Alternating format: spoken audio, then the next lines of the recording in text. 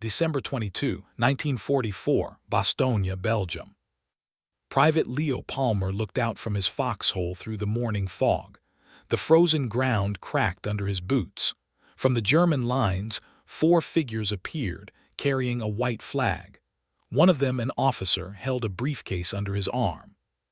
For 3 days, nearly 12,000 American soldiers had been surrounded by 5 German armored divisions. They were freezing, starving, and almost out of ammunition. The Germans were coming with an offer. None of the German officers knew that this moment would soon become one of the most famous events in military history. It would highlight a cultural divide so deep that it would forever define the unique spirit of the American paratrooper. The German attack itself had begun a few days earlier, on December 16, 1944. Adolf Hitler launched a desperate gamble to split the Allied armies and capture the Belgian port of Antwerp. Over 200,000 German troops and about 1,000 tanks smashed through U.S. positions in the Ardennes forest. This surprise offensive, later called the Battle of the Bulge, was Germany's last major push on the Western Front. The Ardennes terrain, dense forests, steep hills, narrow roads, and brutal winter weather neutralized Allied air power. Hitler believed he could repeat the success of 1940, when German panzers had raced through the same forest to reach the English Channel. One key commander was General Heinrich von Leutwitz, whose 47th Panzer Corps had a special mission: capture a small Belgian town that most Americans had never even heard of, Bastogne. Bastogne sat at a crossroads where 7 main roads met, like spokes of a wheel. Every supply line, reinforcement route, and tactical plan in the southern Ardennes depended on controlling that town. Von Leutwitz knew Bastogne was not just a target, it was the key to the entire German offensive. The U.S. forces defending Bastogne were a patchwork of units thrown together by necessity. The most important was the 101st Airborne Division, veterans of Normandy and Operation Market Garden. They had been resting near Reims, France, when General Dwight Eisenhower committed them as his only reserve to stop the German advance. On December 17, the order came down: move to Bastogne immediately. The division traveled 107 miles in open trucks through freezing rain and snow. They had no proper winter gear, not enough ammunition, and most were still wearing the same jump uniforms from Normandy 6 months earlier. Alongside them was Combat Command B of the 10th Armored Division, a combined force of tanks, infantry, and artillery that General George Patton reluctantly released from his Third Army.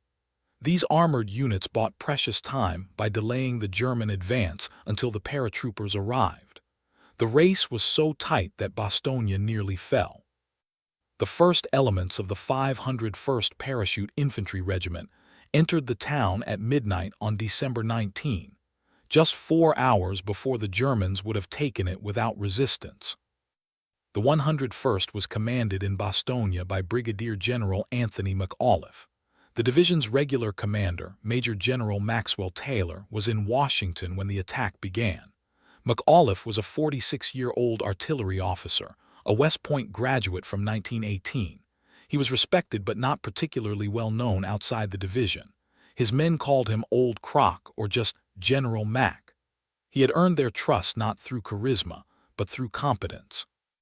What nobody realized yet was that McAuliffe's calm, practical nature and his dry sense of humor were exactly what the coming crisis demanded. He quickly organized the Bastogne defenses with mathematical precision. The 52nd Parachute Infantry Regiment took up positions on the northwest flank to block the advance of the German 26th Volksgrenadier Division. To the northeast, the 56th Regiment set up defensive lines near Naval. On the eastern side, the 501st Regiment guarded the approaches where German panzer units were already clashing with American armor. Meanwhile, the 327th Glider Infantry Regiment spread out along the southern and western edges of the town. Engineers, supply troops, and even headquarters staff filled in the gaps. Together, these forces formed a rough defensive circle only a few miles wide. Every soldier knew they were surrounded. The question was not if the Germans would attack, but whether they could hold out long enough for reinforcements to arrive. By December 20, the Germans had completely encircled Bastogne. The 2nd Panzer Division, the elite Panzer Lehr Division, and the 26th Volksgrenadier Division pressed in from all sides. Von Leutwitz's forces outnumbered the Americans nearly 5-1. The Germans had more tanks, more artillery, and far greater numbers. The U.S. defenders were running short on ammunition, medical supplies, and warm clothing. The freezing weather made aerial resupply and air support impossible. Fog and snow reduced visibility to just a few yards. Temperatures dropped well below freezing. By every normal military calculation, the situation looked hopeless. But the men of the 101st Airborne Division didn't measure themselves by normal standards. These were paratroopers, volunteers who had endured the Army's toughest training. They had jumped into Normandy in the dark, fought for weeks beyond their planned missions, and held impossible positions during Operation Market Garden. They lived by the airborne creed, which every paratrooper memorized. I never surrender, even if I am the last man. In peace or war, my goal is success in any mission, or to die trying if necessary. These were not just words, they were an identity, a culture, something that separated the American paratrooper from every other soldier in the world. On December 21 and 22, the German attacks grew fiercer. Artillery shells leveled buildings in Bastogne. German tanks probed for weak spots in the defensive line. Infantry assaults came in waves, crashing against the American perimeter. The defenders fought back with whatever they had. The 705th Tank Destroyer Battalion used its 18 M18 Hellcat tank destroyers to devastating effect, knocking out about 40 German tanks during the siege. American artillery, positioned with precision by General McAuliffe, tore into advancing German formations. The 101st had massed 36 105 howitzers in the center of town, allowing them to fire in any direction. This firepower, one of the few advantages the Americans held, proved decisive in breaking up coordinated German attacks. The Germans soon realized that Bastogne would not fall as easily as they had expected. On the morning of December 22, around 11:30 a.m., 4 German soldiers approached the American lines near the village of Rameau, just south of Bastogne. They carried a white flag. Among them were Major Wagner of the 47th Panzer Corps, Lieutenant Helmuth Henk from Panzer Lehr Operations, and 2 enlisted men from the 901st Panzer Grenadier Regiment. One carried a briefcase containing a formal surrender ultimatum, typed on official Wehrmacht stationery. They were stopped by soldiers of Company F, 2nd Battalion, 327th Glider Infantry Regiment. Blindfolded, the Germans were escorted to the company command post, a simple foxhole in the woods. The message was read aloud by Major Alvin Jones, the company commander, who immediately telephoned regimental headquarters in Bastogne.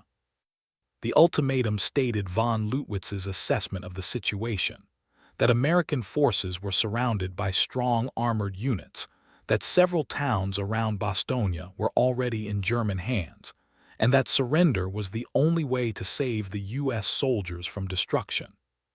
The German message offered an honorable surrender of the surrounded town. The ultimatum gave the Americans 2 hours to decide. If they refused, German artillery and 6 heavy anti-aircraft battalions were ready to destroy Bastogne and everyone inside it. When the note arrived, Major Jones carried it to the division headquarters at Heinz Barracks.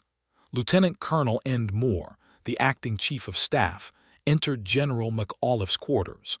McAuliffe had finally lain down to rest after 3 days of non-stop command decisions.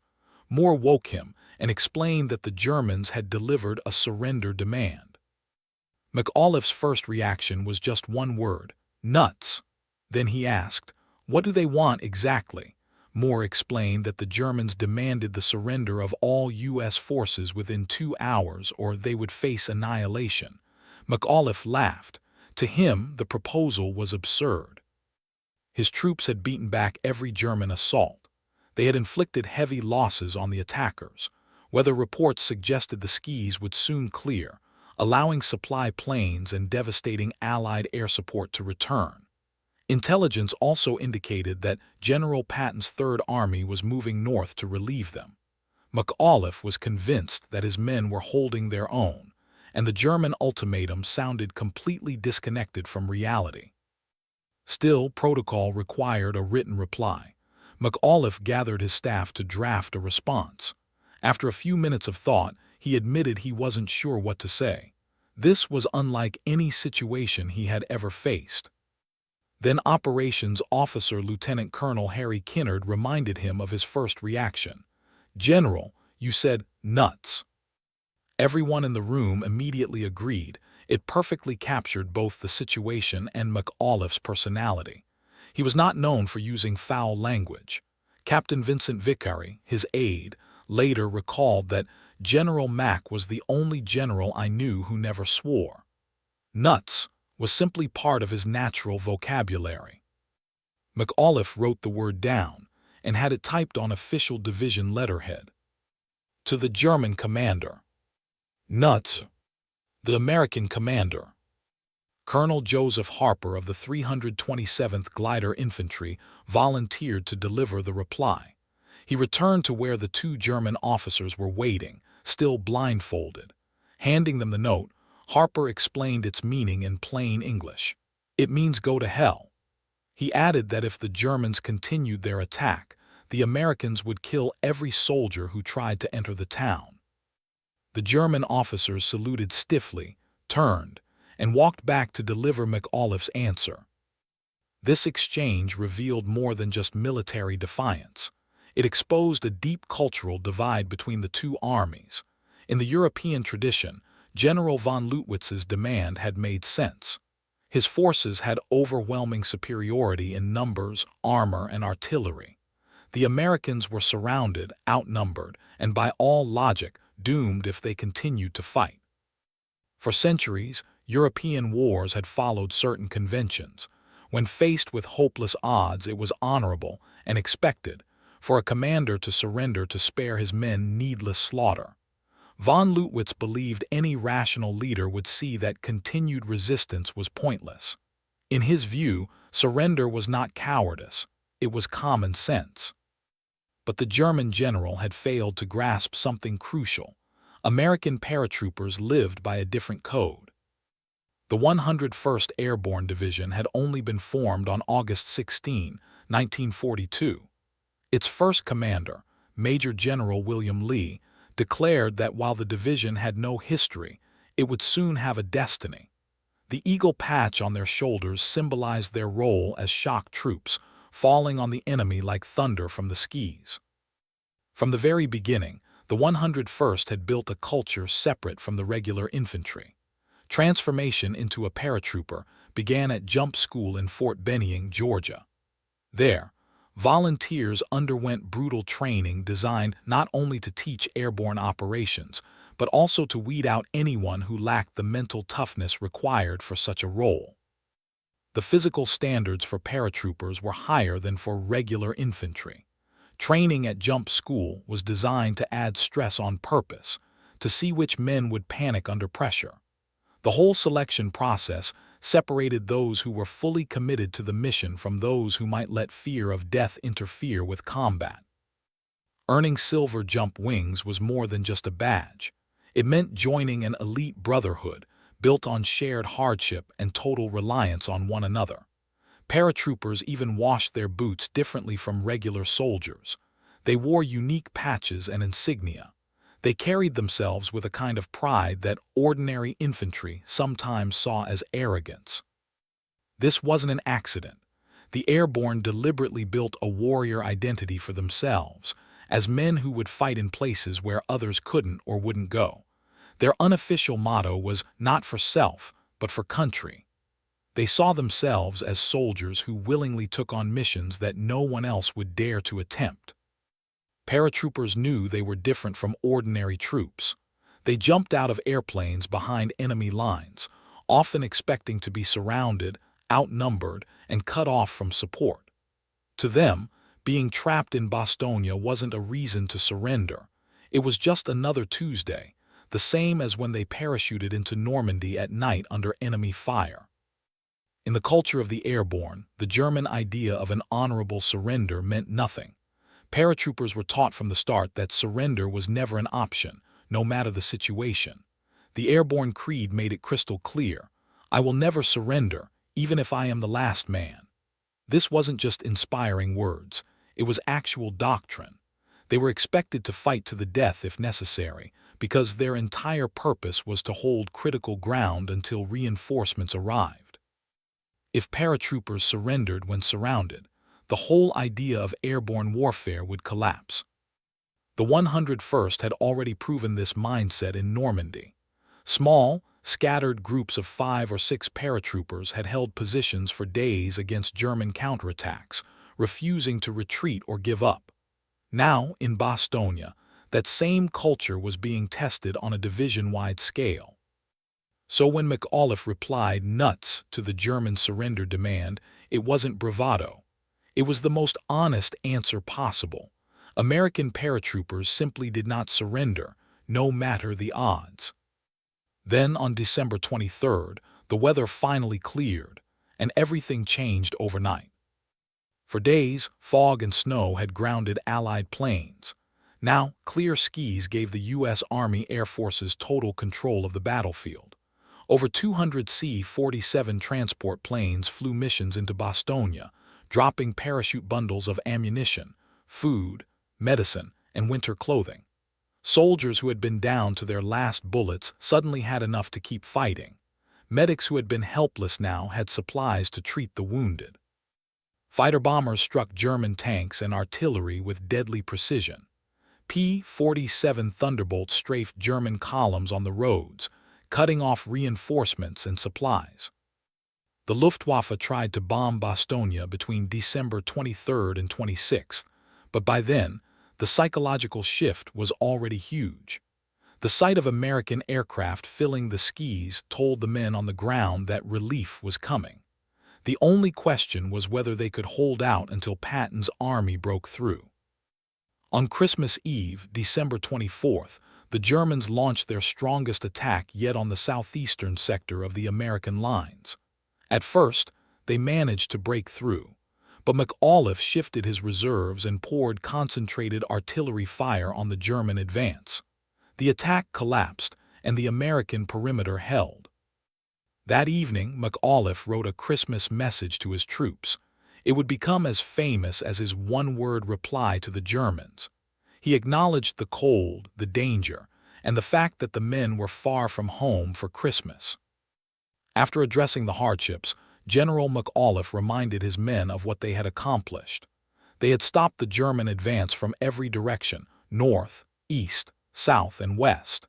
They had faced attacks from 4 panzer divisions, 2 infantry divisions, and even a German parachute division. These were Hitler's elite units, leading his last desperate offensive, and it was the screaming eagles of the 101st who had stopped them. McAuliffe told his soldiers that by holding Bastogne, they had given their country and their loved ones a fitting Christmas gift, and for themselves, they had created a truly joyful Christmas. His message perfectly captured the paratrooper spirit. They did not see themselves as needing rescue, but as warriors who had completed a critical mission. Meanwhile, General George Patton's Third Army had already begun its relief march on December 22nd, the same day McAuliffe sent his famous "nuts" reply. Patton had pivoted 3 entire divisions 90 degrees from their planned drive into Germany and pushed them north through brutal winter conditions that would have stopped most armies. Leading the charge toward Bastogne was Major General Hugh Gaffey's 4th Armored Division. This division didn't carry a flashy nickname. Its commander believed 4th Armored was title enough, but it was one of Patton's most reliable formations. Since landing at Utah Beach in July, the 4th had fought non-stop, earning Patton's trust with consistent performance under the toughest conditions. Their advance toward Bastogne was met with fierce German resistance. The 4th Armored fought through multiple defensive lines, captured towns under counterattack, and kept pushing forward despite heavy losses and mechanical breakdowns. Combat Command A drove up the main highway from Arlon, while Combat Command B moved on secondary roads to the west. Combat Command Reserve, held back, was ready to exploit any breakthrough. On December 26th, the final push came. Leading the assault was Combat Command Reserve under Lieutenant Colonel Creighton Abrams and his 37th Tank Battalion. They attacked from Remoiville, 6 miles southwest of Bastogne. American artillery, 13 battalions strong, hammered the German defenses around the village of Assenois, the last obstacle before Bastogne. The 37th Tank Battalion, down to just 9 operational Sherman tanks in C Company, led the charge. Abrams' men described the fight through Assenois as a hell-for-leather charge under heavy German fire. At the head of the column was a Sherman tank nicknamed Cobra King, marked C6, commanded by 1st Lieutenant Charles Boggess. His crew smashed through the village while U.S. infantry fought house to house against German defenders. In that same assault, Private James Hendricks of the 53rd Armored Infantry Battalion earned the Medal of Honor. Despite being wounded, he rescued injured comrades from a burning vehicle and single-handedly destroyed 2 German 88 gun positions and a machine gun nest. By 4:50 p.m. on December 26th, the relief column had broken through.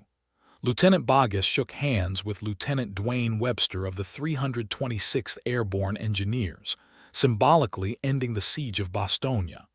Cobra King and the tanks that followed had opened a corridor, allowing supplies to reach the defenders and wounded men to be evacuated. Patton's arrival revealed a deep cultural divide, one that McAuliffe's nuts reply had already hinted at. Traditional military analysis described the 101st as rescued by Patton's Third Army. Newspapers at the time ran dramatic stories celebrating the relief of the surrounded Americans. Later, military historians praised Patton's bold maneuvering and credited him with saving the 101st from destruction. But for the paratroopers inside Bastogne, the story felt different. The paratroopers themselves rejected the idea that they were ever desperate or waiting to be saved. On January 2, 1945, in Paris, General McAuliffe spoke at a press conference on behalf of every soldier who fought at Bastogne. He explained that they never asked for rescue. The only urgent request they made was for surgeons to treat their wounded. This difference is very important. The 101st Airborne never begged to be saved because they did not believe their situation was hopeless. What they lacked was enough doctors to keep their men fighting, not an escape route from the Germans. They wanted resources to finish their mission, not rescue. To outsiders, this mindset seemed strange. How could surrounded soldiers with limited ammo and supplies refuse to ask for relief? The answer lies in the unique culture of the paratroopers. Regular infantry were ordered to capture and hold ground until reinforcements arrived. If they were surrounded and outnumbered, standard military rules allowed commanders to surrender to avoid unnecessary deaths. European armies, shaped by centuries of tradition, accepted surrender as an option when the situation became impossible. American paratroopers rejected this way of thinking. They had volunteered for a service designed for the toughest battles, where normal soldiers could not survive. Their entire identity was built on succeeding in impossible missions. For them, to ask for rescue just because they were surrounded would go against everything they stood for. The 101st Airborne held Bastogne not because they were trapped, but because holding Bastogne was their mission. They would defend it until ordered to withdraw or until every man was dead. When Patton's Third Army opened a supply corridor, it was valuable for logistics, but the paratroopers were confident they could have held out indefinitely without it. For decades after the war, veterans of Bastogne repeated the same statement. No one in the 101st ever admitted to being rescued by Patton. This wasn't just pride or stubbornness. It reflected a real cultural difference in how they viewed war. They did exactly what they were told to do: get to Bastogne before the Germans, set up defenses, and deny the enemy control of the crossroads. They accomplished that mission. Being surrounded didn't matter. The mission would have been a success with or without Patton's help. To the paratroopers, this difference was vital. It was the line between being fighters who completed the impossible and being victims who had to be saved. The first matched their airborne identity. The second did not. Of course, the defense came at a heavy cost. From December 19, 1944 to January 6, 1945, the 101st lost 341 killed, 1,691 wounded, and 516 missing. The 10th Armored Division lost 53 men. The 4th Armored Division, which broke through to Bastogne, suffered about 1,000 casualties. These were serious numbers, but still far lower than German losses. The Germans had committed elite panzer and infantry divisions to take Bastogne and suffered devastating casualties with no gain. Throughout the key phase of the Battle of the Bulge, the Americans held the crossroads. When the Germans finally gave up and retreated, Hitler's last gamble had failed. The Battle of the Bulge became the largest and bloodiest battle fought by American forces in World War II, with 75,000,089,000 total U.S. casualties, including 8,619,000 dead, depending on sources. The defense of Bastogne was the turning point. By holding against overwhelming odds, the Americans stopped the German advance and bought the Allies the time needed to counterattack. The German demand for surrender and McAuliffe's famous "nuts" reply symbolized more than a battlefield moment. It revealed a deep difference in mindset. Von Lüttwitz followed the old European military tradition where commanders thought about the safety of their men when deciding whether to continue fighting. In that system, surrendering in a hopeless situation wasn't seen as cowardice. Instead, it was considered a responsible decision, meant to save soldiers' lives so they could fight another day. This made sense in Europe, where wars were fought by professional armies that represented huge national investments.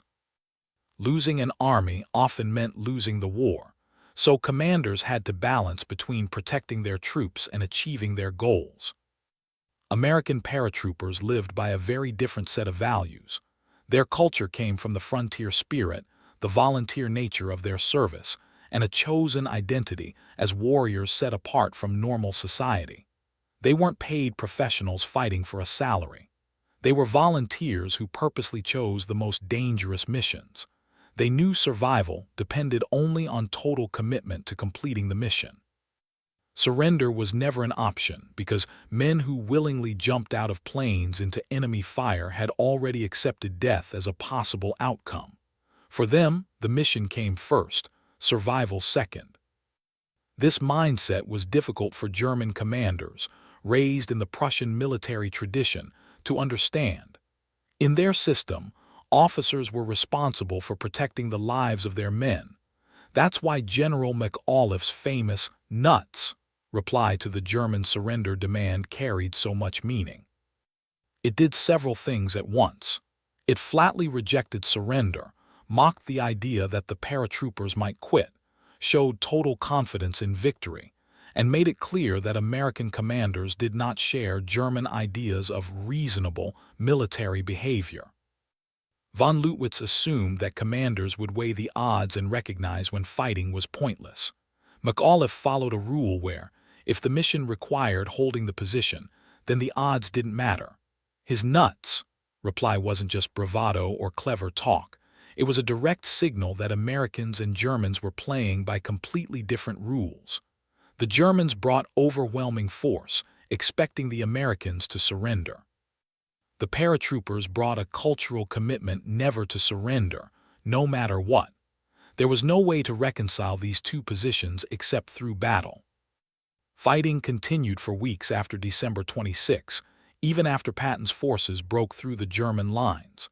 The supply corridor to Bastogne was narrow and under threat from counterattacks.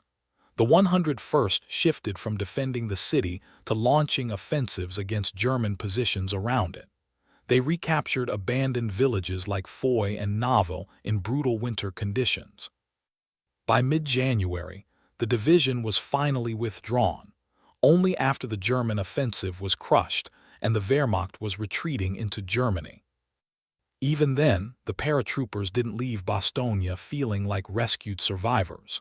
They left as fighters who had completed their mission and were now stopped only because higher command needed them elsewhere. From private soldiers to generals, this mindset was shared at every level of the division. The cultural values shown at Bastogne were not unique to that battle. They reflected a pattern seen throughout the history of the 101st Airborne Division. In Normandy, paratroopers were scattered after their jump, yet small groups fought on for days. To them, finishing the mission was always more important than rejoining their main unit. During Operation Market Garden in Holland, the 101st held its positions longer than the original plan required.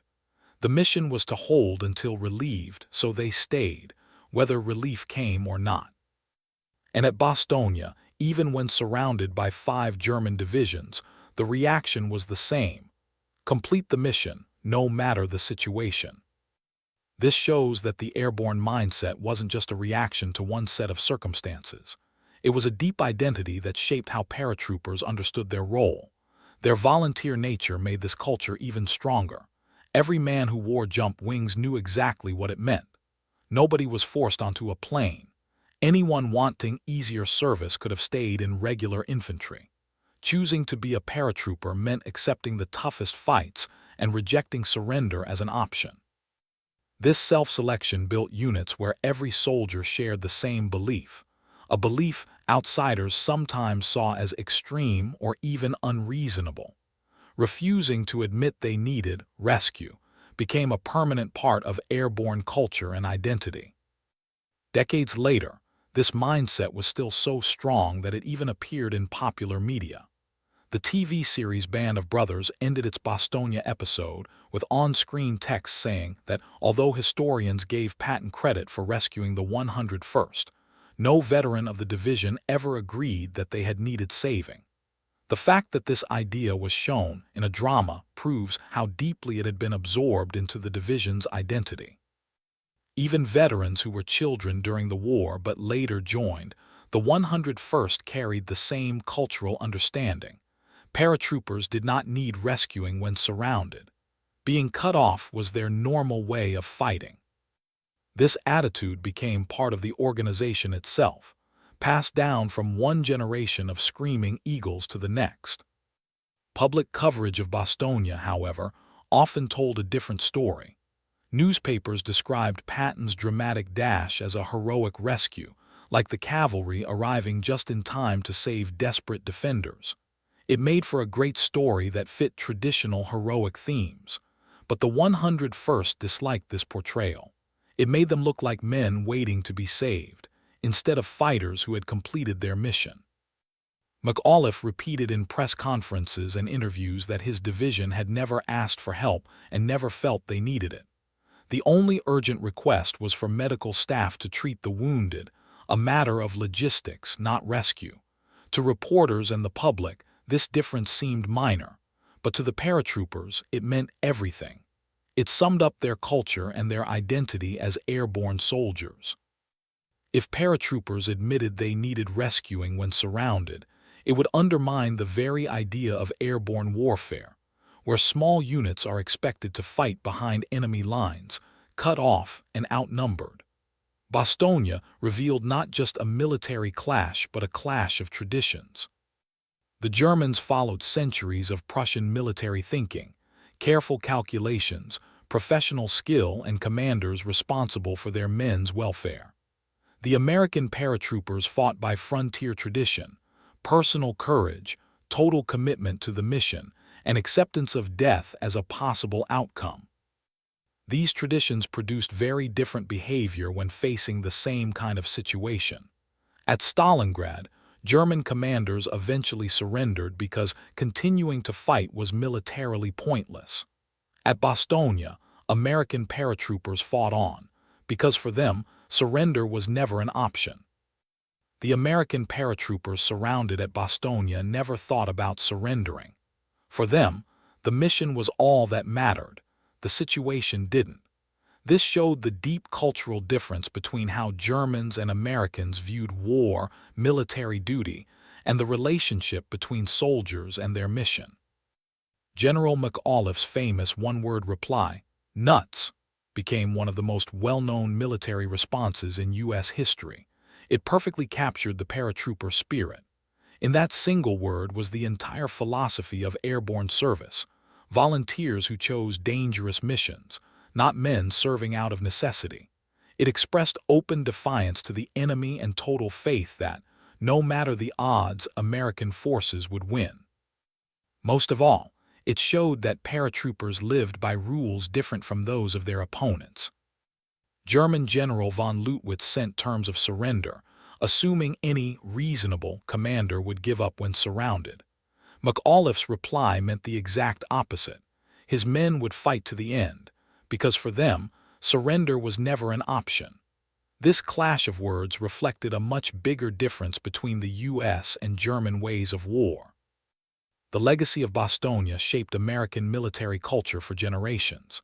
Every paratrooper who earned jump wings after World War II learned the story of McAuliffe's answer and the 101st's refusal to admit they needed rescuing.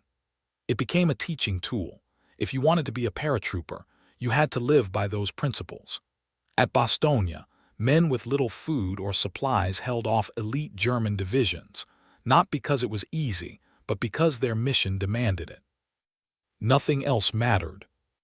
This belief, passed down through training and tradition, created a culture of determination that lasted for decades.